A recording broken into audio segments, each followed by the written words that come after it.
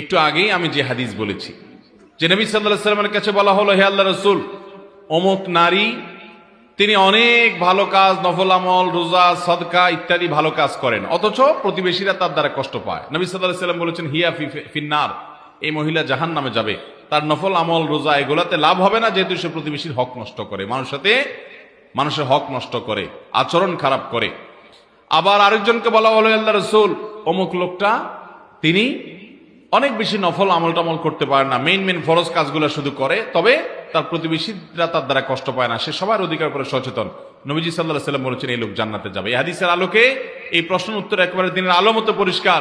কেউ যদি মানুষের হক নষ্ট করে, তার ব্যক্তিগত নফল আমল এগুলো তাকে জান্নাতে নিতে পারবে। এই জন্য আমাদের নফল আমলের পরিমাণ কম হোক, কিন্তু কারোর অধিকার নষ্ট করব না, প্রতিবেশীর সাথে ব্যবহার খারাপ করব না, তাকে কষ্ট দিব না, তার জায়গাতে জুলুম করব না, এবং আত্মীয় স্বজনের সাথে